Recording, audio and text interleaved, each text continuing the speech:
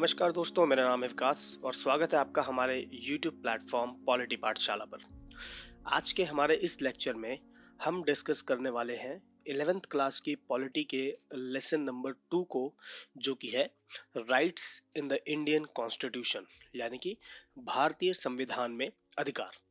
ये जो है इस लेसन का पार्ट 1 है, जहाँ पे हम इस चैप्टर के कुछ बेसिक टॉपिक्स को डिस्कस करेंगे। जो हमने अपना लास्ट चैप्टर डिस्कस किया था, यानी कि चैप्टर 1 इसी बुक का, उस चैप्टर में हमने कॉन्स्टिट्यूशन के बारे में बात की थी कि कॉन्स्टिट्यूशन क्या है, उसका मतलब क्या है, उसका इम्पोर्टेंस क्या है, उसको बनने में कितना टाइम लगा और किस प्रोसेस से हमारा इंडियन कॉन्स्टिट्यूशन बना।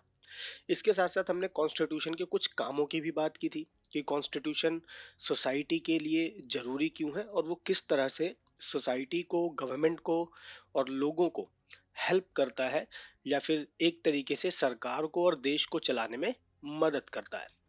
उन कामों के अलावा इंडियन कॉन्स्टिट्यूशन में और भी बहुत सी चीजें हैं, उसके और भी बहुत से फीचर्स हैं। एक उन्हीं फीचर में से जो एक इम्पॉर्टेंट फीचर है वो है अधिकार। यानी कि संविधान जो है वो लोगों को, जनता को, सरकार को, सभी को कुछ अधिकार प्रदान करता है, कुछ राइट्स प्रोवाइड करता है, जिसके बारे में हमें इस चैप्टर में डिस्कस करना है। तो आइए शुरू करते हैं और देखते हैं कि हमें आज के हमारे इस लेक्चर में किस टॉपिक को कवर करना है।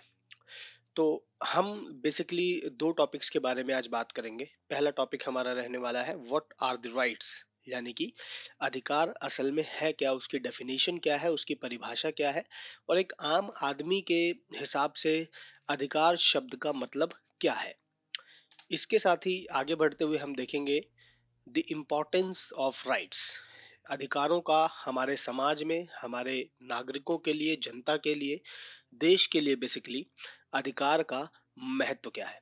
तो आइए शुरू करते हैं और बढ़ते हैं हमारे पहले टॉपिक की तरफ, जो कि है व्हाट आर दी राइट्स।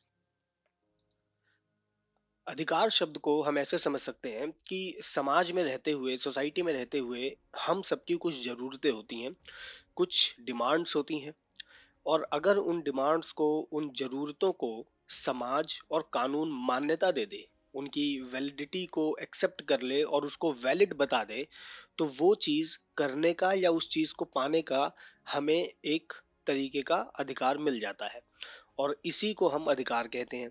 यानी कि जो अधिकार है, जो राइट्स हैं, वो बेसिकली हमारे दावे होते हैं, हमारे क्लेम्स होते हैं।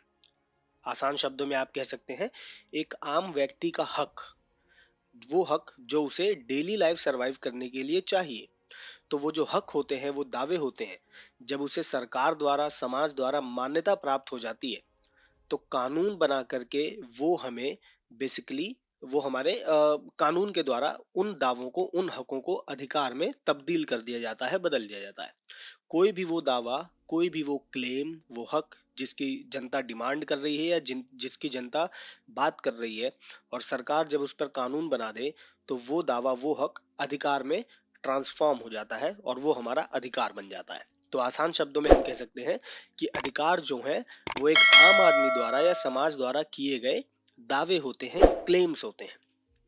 इसके साथ ही जो अधिकार है, यानी कि जो हमारे दावे हैं, जो हमारे क्लेम्स हैं, जब हम कोई कोई क्लेम कर रहे हैं सोसाइटी से या गवर्नमेंट से, तो वो क्लेम तर्क संगत और न्याय संगत होना चाहिए, रीजनेबल होना चाहिए, जस्टिफाइड होना चाहिए। हम सोसाइटी से दावा कर रहे हैं, समाज के सामने कोई हक अपना बता रहे हैं, गवर्नमेंट के सामने अगर हम कोई दावा कर रहे हैं, तो इसका मतलब ये नहीं है कि ऊट पटांग कुछ भी हक हम मांगे या कोई भी दावा करें, कोई भी क्लेम करें। ठीक है, हम, आप कल को उठ के ये नहीं कह सकते कि आपको प्रधानमंत्री बनना है और आप प्रधानमंत्री हैं, तो वो एक तर्क संगत या न्याय संगत बात नहीं है। लेकिन कल को आप ये कहें कि आपको आजादी से समाज में घूमने फिरने का हक चाहिए, या ये आपका दावा है, आप ये क्लेम करते हैं कि आप आजादी से सोसाइटी के अंदर घूम फिर सकते हैं, तो ये जो बात है ये रीजनेबल है और ये जस्टिफाइड भी है। जब इस चीज के ऊपर कानून बना दिया जाएगा और ये आपको मिल जाएगी चीज कानून के जरिए, तो वो आपका अधिकार हो जाएगा। फिर आप उस कानून के तहत उस अधिकार का पालन कर सकते हैं, उस अधिकार को एक बेसिकली अपनी डेली लाइफ में एक्सरसाइज कर सकते हैं और उसे यूज कर सकते हैं। तो इस तरह से राइट्स जो है वो हमारे क्लेम्स होते हैं, हमारे दावे होते हैं, जो कि रीजनेबल और जस्टिफाइड होने चाहिए। अगर वो रीजनेबल यानी कि तर्क संगत और जस्टिफाइड यानी कि न्याय संगत नहीं है, अगर आप उसको जस्टिफाई नहीं कर पा रहे हैं, अगर उस चीज के पीछे कोई लॉजिक नहीं है, कोई रीजन नहीं है, तो वो आपका दावा या अधिकार नहीं कहलाएगा। इसके साथ ही अगर हम एक डेफिनेशन की बात करें या फिर एक मीनिंग की बात करें कि अधिकार शब्द का डेफिनेशन या मीनिंग क्या है, तो आप कह सकते हैं कि अधिकार ऐसे कानूनी, सामाजिक या नैतिक सिद्धांत हैं जो नागरिकों को गरिमापूर्ण जीवन जीने, कार्य करने और स्वयं को सुरक्षित रखने की अनुमति देते हैं। यानी कि राइट्स आर लीगल, सोशल और moral principle that allow citizens to live, work and protect themselves with dignity. Society में रहने के लिए, जीने के लिए, अपनी डेली लाइफ को सरवाइव करने के लिए, ठीक है, एक जिम्मेदार नागरिक बनने के लिए, नागरिक की तरह सोसाइटी में काम करने के लिए, किसी देश का हिस्सा बनने के लिए और खुद की सुरक्षा के लिए, अपनी जरूरतों को पूरा करने के लिए आपको कुछ कानूनों की या कुछ तत्वों की जरूरत होती है, कुछ एलिमेंट्स की जरूरत होती है, कुछ प्रिंसिपल्स की जरूरत होती है। ठीक है, ये प्रिंसिपल्स जब कानूनी रूप से आपको बेसिकली प्रोवाइड कर दिए जाते हैं, तो वो आपके अधिकार बन जाते हैं। तो ये अधिकार की या राइट की एक बेसिक डेफिनेशन हो गई जो आप यूज कर सकते हैं आंसर राइटिंग में। इसके साथ अलग अलग लोगों ने अधिकार शब्द को या फिर राइट को अपने अपने तरीके से डिफाइन किया है, जस्टिफाई किया है कि अधिकार क्या है। अलग अलग थिंकर्स, फिलोसफर्स जो हैं, आप पॉलिटिकल थ्योरी में उन चीजों को पढ़ेंगे, जो कि आपकी पॉलिटिकल साइंस की दूसरी बुक है, वहां पर आप इन सारे कॉन्सेप्ट्स के बारे में पढ़ेंगे। अधिकार एक पूरा चैप्टर है उस बुक में। तो बेसिकली अलग अलग लोग अलग अलग चीजें बताते हैं अधिकार के बारे में। अगर हम एक किसी एक विद्वान की डेफिनेशन लेने की कोशिश करें कि कोई एक थिंकर या फिर कोई एक पॉलिटिकल साइंटिस्ट क्या बताता है अधिकार के बारे में, तो हम कह सकते हैं एक फिलोसफर हुआ करते थे, पॉलिटिकल थिंकर भी हैं ये, हेरोल्ड लास्की। इनको हिंदी में लॉस्की भी कई लोग कहते हैं, लास्की। उनका ये कहना था कि अधिकार सामाजिक जीवन की वे स्थितियां हैं, यानी कि जो राइट्स हैं वो एक तरीके की कंडीशन है हमारे सोशल लाइफ के, जिसके बिना एक कॉमन मैन या फिर कोई भी अपनी जो उसका जो एक एक्चुअल फॉर्म है सोसाइटी में रहने का, या फिर जो एक्चुअल वर्क है, एक्चुअल उसकी जो रिस्पॉन्सिबिलिटी है, उसको वो शो नहीं कर सकता। यानी कि अधिकार सामाजिक जीवन की वे स्थितियां हैं जिनके बिना कोई भी व्यक्ति अपने सर्वोत्तम स्वरूप में प्रकट होने का प्रयास नहीं कर सकता। यानी कि खुद को वो ना दिखा सकता है, ना बता सकता है, ना वो काम कर सकता है जो उसे एक्चुअल सोसाइटी में करना है। क्यों? क्योंकि उसके पास उन चीजों को करने के लिए, अपने जीवन को जीने के लिए, डेली लाइफ को सरवाइव करने के लिए सपोर्ट नहीं है। और वो सपोर्ट क्या है? वो सपोर्ट ही राइट्स है। कानूनी अधिकार कह लो या फिर प्राकृतिक यानी कि नेचुरल राइट्स कह लो। असल में अधिकार तीन चार प्रकार के होते हैं जिनके बारे में आप दूसरे चैप्टर्स में पढ़ेंगे। यहाँ पे बस आपको इतना समझ के चलना है कि अधिकार क्या है। अब ये अधिकार की डेफिनेशन समझने के बाद हम इसके इम्पोर्टेंस की बात करते हैं कि अधिकार की इम्पोर्टेंस या फिर राइट्स का इम्पोर्टेंस क्या है हमारी सोसाइटी में। लेकिन इम्पोर्टेंस को समझने से पहले आपकी एनसीईआरटी की बुक में आपको दो स्टोरीज मिलेंगी। ठीक है, उन स्टोरीज के थ्रू समझाया गया है कि अधिकार का महत्व समाज में क्या है। दो अलग अलग स्टोरीज हैं। एक है कॉमनवेल्थ एशियन गेम्स की, जो कि इंडिया में हुए थे 1982 में। और एक है मचल लालवांग की, जो कि एक सिटीजन है असम के, और उनके साथ कुछ ऐसी घटना घटी जिसकी वजह से उनको लंबा समय जेल में गुजारना पड़ा बिना किसी सुनवाई के। और जब उनको जेल में डाला गया, कोर्ट में उनकी सुनवाई हुई, तो ये पता चलता है कि वो मानसिक रूप से ठीक नहीं है। और मानसिक रूप से ठीक ना होने पर उनको ट्रीटमेंट के लिए भेज दिया गया। पर ट्रीटमेंट होने के बाद भी वो लंबे समय तक जेल में बने रहे। ठीक है, लगभग 54 ईयर्स तक वो जेल में ही रहे। और उनकी ना ही कोई सुनवाई होती है, ना कुछ होता है। और अपनी जिंदगी के लगभग टोटल 77 ईयर्स उन्होंने जेल में काटे। सॉरी, 54 ईयर्स उन्होंने जेल में काटे। अब इससे क्या पता चलता है कि ऐसा क्यों हुआ होगा? जाहिर सी बात है, कहीं ना कहीं कुछ कमियां रही होंगी। वहीं जो दूसरी स्टोरी है वो है 1982 एशियन गेम्स की, जहाँ पे कुछ लेबर्स ने काम किया एक इंफ्रा को रेडी करने के लिए, एक तरीके का पूरा स्ट्रक्चर बनाने के लिए, और गेम्स को ऑर्गेनाइज करने में जो भी कामकाज था उन सभी को करने में कुछ लेबर्स ने काम किया, जिनको उतने पैसे नहीं मिले जितने मिलने चाहिए थे। तो यहाँ पे भी कहीं ना कहीं उनके हक की, एक तरीके से देखा जाए तो उनके हक को अवॉइड किया गया, उनका जो हक था वो उनको नहीं मिला। सेम दूसरी चीज जो मचल थे, उनके केस में भी देखने को मिलता है कि उनका जो हक था सही तरीके से कोर्ट में सुनवाई होने का और उनको गुनाह ना करने पर बरी करने का, जेल से बाहर करने का, वो हक भी उनको नहीं मिला। तो ये क्यों हुआ, कैसे हुआ? ये नहीं होता अगर उनके अधिकार सही तरीके से वो इस्तेमाल करते, या फिर सरकार उनके अधिकारों को ध्यान में रख करके उनके साथ वही बर्ताव करती जो करना चाहिए था। इन दोनों केस में चीजें अलग अलग हैं। जो पहला केस है 1982 कॉमनवेल्थ एशियन गेम्स का, उसमें मजदूरों को उनका हक मिल गया। क्यों? क्योंकि कोर्ट ने और गवर्नमेंट ने एक्टिवली उस पर काम किया, सोसाइटी ने भी उसके ऊपर अपना एक स्टैंड लिया, और एक एक लंबी लड़ाई के बाद उनको उनका हक दिलवाया जो लेबर्स को एक्चुअल में मिलना चाहिए था। दूसरी स्टोरी मचल वाली जो है, उसके अंदर हमें ये देखने को नहीं मिलता है। क्यों? क्योंकि वहां पर गवर्नमेंट ने, कोर्ट ने और पुलिस ने, इवन सोसाइटी ने भी अपना वो रोल प्ले नहीं किया जो उनको करना चाहिए था। इस वजह से उनको लगभग 54 टू 55 इयर्स जेल में काटने पड़े। एक जगह पे अधिकारों का जो यूज है वो हो रहा है, एक स्टोरी में अधिकारों का सही तरीके से इस्तेमाल नहीं हो रहा है। तो इन दोनों स्टोरीज को बेस बना करके हमें समझना है कि अधिकार का इम्पोर्टेंस क्या है, या फिर राइट्स हमारी सोसाइटी में हमारे लिए जरूरी क्यों है। तो बेसिकली जो अधिकारों का मेन काम है वो है सोसाइटी में जो कमजोर वर्ग है, यानी कि वो लोग जो ज्यादा समर्थ नहीं है किसी चीज के लिए, उनकी सुरक्षा करना। एक आम आदमी, एक गरीब आदमी जिसके पास ज्यादा पैसा नहीं है, ज्यादा नॉलेज नहीं है, ज्यादा इंफॉर्मेशन नहीं है, जो सोसाइटी में एक अच्छे लेवल पे स्टैंड नहीं करता है, उसकी सुरक्षा के लिए अधिकार बहुत जरूरी है।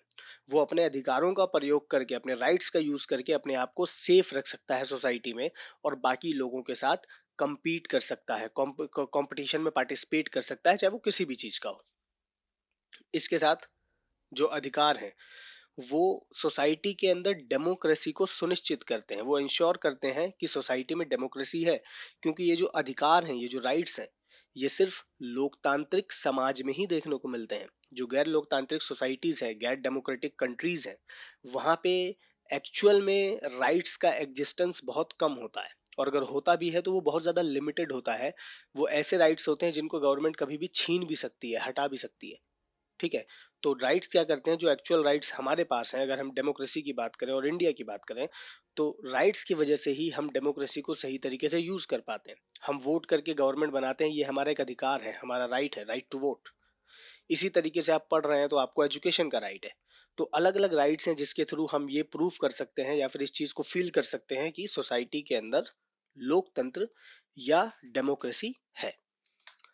जो थर्ड पॉइंट है वो है कि जो अधिकार है वो समाज में रहने वाले जो लोग हैं उनकी गरिमा यानी कि डिग्निटी और समानता को बढ़ावा देते हैं।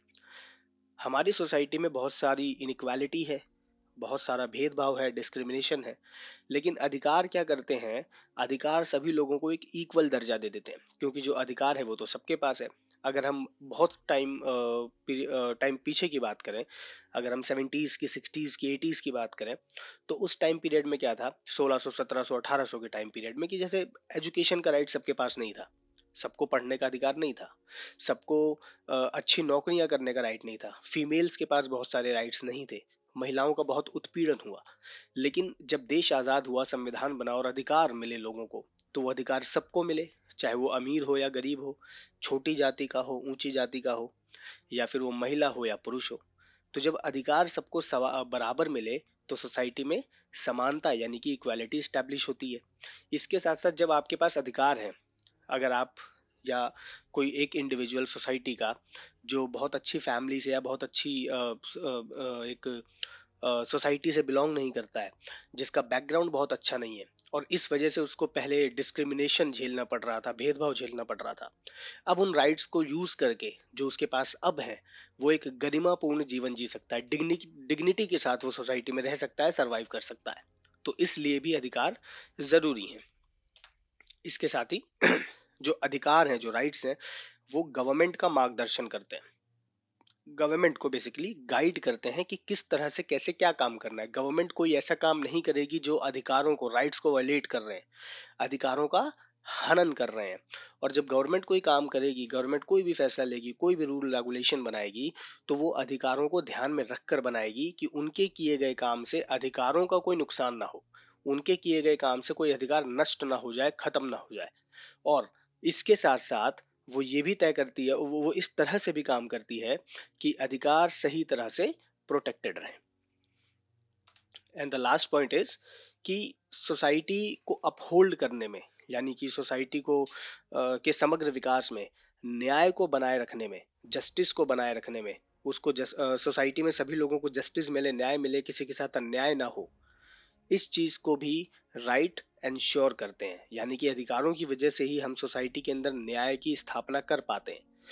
किसी एक इंडिविजुअल ने अगर कुछ ऐसा काम कर दिया जो कानून के नजरिए में सही नहीं है, तो दूसरा व्यक्ति जिसको ये अधिकार है कि वो अपने लिए लड़ेगा, वो अपने अधिकारों का इस्तेमाल करके खुद को न्याय दिला सकता है।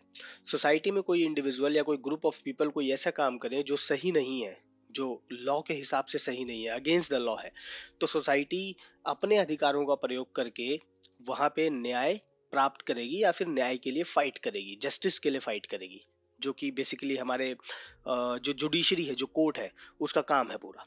तो इस तरीके से सोसाइटी के अंदर अधिकार जरूरी हैं।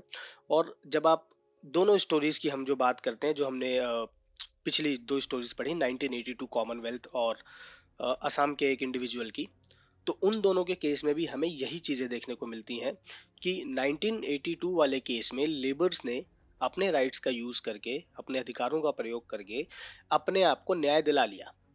उनको वो वेजेस मिल गए, वो सैलरी मिल गई, वो पैसा मिल गया जिसके लिए उन्होंने काम किया था। लेकिन जो असम वाले इंडिविजुअल हैं, उन्होंने अपने अधिकारों का बेसिकली वो इस्तेमाल नहीं कर पाए, क्योंकि वो एक तो मेंटली फिट नहीं थे, उनको नहीं पता था क्या है क्या नहीं है। और साथ ही साथ जुडिशरी ने, सोसाइटी ने, पुलिस ने अपना स्टैंड नहीं लिया जो उनको लेना चाहिए था। उन्होंने बहुत सारी चीज़ों को इग्नोर किया और वहाँ पर उस इंडिविजुअल के राइट्स वायलेट हुए, उनके अधिकारों का हनन हुआ और वो लंबे सालों तक जेल में रहे बिना किसी गुनाह के। हालांकि बाद में आई गेस उनका जो गुनाह है वो साबित भी नहीं हुआ था और फिर उनको मानवाधिकार आयोग की मदद से बाहर निकाला गया। इस तरह से हम देखते हैं कि अधिकार क्या है, सोसाइटी में अधिकार की जरूरत क्यों पड़ती है। तो गाइस, जब ये सारे अधिकार हमें मिलते हैं और हम इन अधिकारों का प्रयोग करते हैं, तो इन अधिकारों के यूज से, इन राइट्स के इस्तेमाल से ही समाज के अंदर एक ऐसी स्थिति बनती है, एक ऐसी व्यवस्था बनती है, एक ऐसी कंडीशन जगह लेती है जिसे हम कहते हैं सोशल जस्टिस, यानी कि सामाजिक न्याय। सामाजिक न्याय के लिए इन अधिकारों का होना, इन अधिकारों का प्रयोग करना, इस्तेमाल करना बहुत जरूरी है। तो बेसिकली अधिकार का सबसे मेन जो महत्व निकला, जो मेन इंपॉर्टेंस निकला, वो ये निकला कि अधिकार जो है वो समाज में सामाजिक न्याय यानी कि सोशल जस्टिस इस्टेब्लिश करने के लिए बहुत इंपॉर्टेंट है। और उसके साथ साथ ये जो 5 पॉइंट्स हमने डिस्कस करे वो तो है ही। सो फ्रेंड्स, बेसिकली ये हमारा पार्ट 1 था जो यहाँ पे कंप्लीट होता है। आज के लिए फिलहाल इतना ही। अगर आपको वीडियो पसंद आई हो तो आप प्लीज़ चैनल को सब्सक्राइब करें, वीडियो को लाइक करें और शेयर करें अपने क्लासमेट्स के साथ। मिलते हैं अगले पार्ट में। Thank you.